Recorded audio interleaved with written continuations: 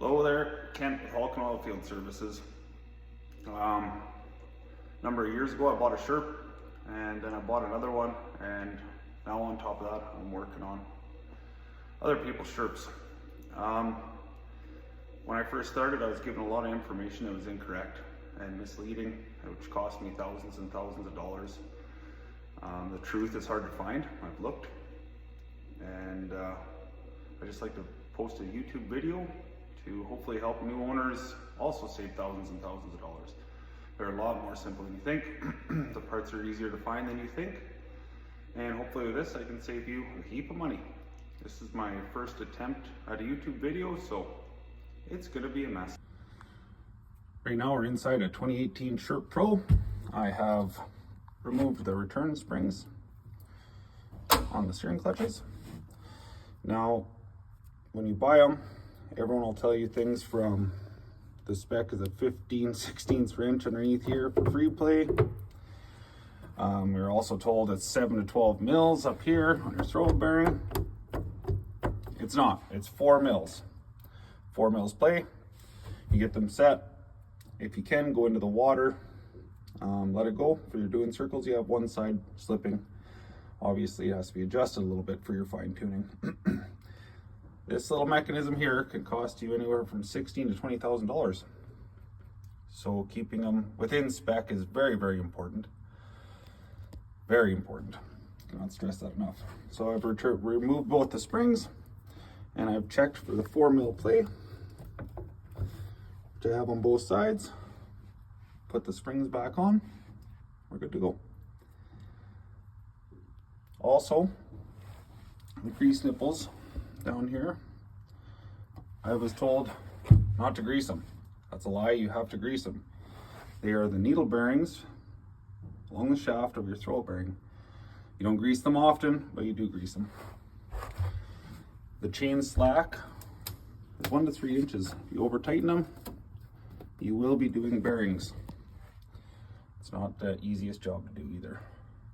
So don't over tighten them. This one here is over tight. Needs to be slacked off. I'm just starting on this today. Just got it in my shop. It needs a lot of work, but we'll get it fixed up.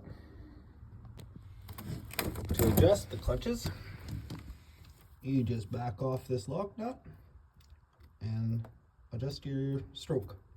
Very, very simple to get your 4 mils play.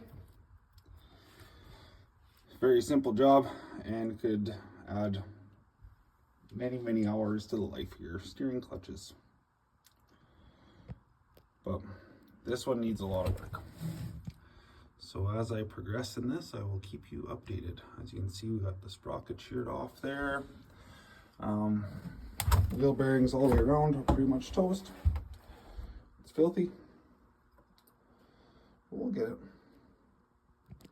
Now if you have no free play, nothing at all, it's tight, you need to re-shim. That means you got to pull the steering clutch mechanism out, pull it apart and re-shim it. It's pretty simple. I'm not doing it on this one, but when I do it, I will make a video. The hardest part of the job is getting this out of here into where you can work on it. And when you put it back together, be sure you don't pinch a shim. Otherwise you will buy a set of steering clutches for nothing. Wheel bearings. Now, when they really go, you'll know, because the tire rubs the tub. It's not fun. But a little preventative maintenance, put it on a stand, wiggle the tire. If you have that going on, they're done. Greasing these hubs is very, very important. Now, it does not grease the bearings. It only greases the seals, which I'll show you later on once I dig into that. I've removed the tank out of the wheel, removed the wheel. That's real simple. You just pop that bead locker off, pull your tank. I put a few more bolts in just to hold the seal. Pull the wheel off. Once that's off, you have to cut this off. I've had maybe one come off at a 10 off the shaft. I call it a muffler bearing just because it's funny. And The snap ring, I leave the chain on and the sprocket sitting there, just slack it right off.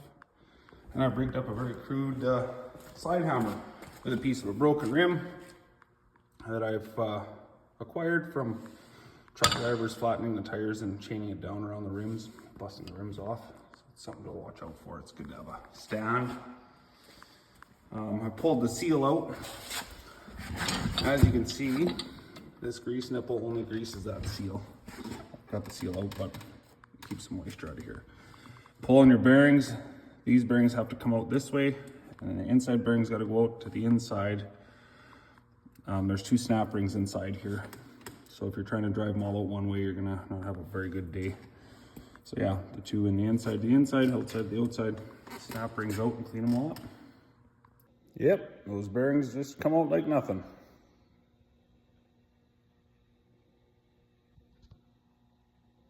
I also need somebody just to follow me around and clean. When you do remove your bearings and your seals, try to salvage them. Salvage one. I go down to our local bumper to bumper. They measure them up. You can get these for about 60 bucks. Or you can go to Sherp and pay an arm and a leg. Well, I was able to save this bearing, which led me to believe that it was recently installed. I pulled the axle out and the bearings seem to be just fine, but this axle is very worn from running it with the bearing failure previously. But I do have a used one in stock, so we will put it back together. Well, a little update. We got the old axle out, good used one in, borrow a few studs, weld those in. Making sure that this is shimmed properly is important. You don't want any backlash back and forth. It'll really reduce the life of your bearings. Re-bearing the back. It's done, ready to go. And I pulled out the drive sprockets. Needs to be replaced. I'll have to order those.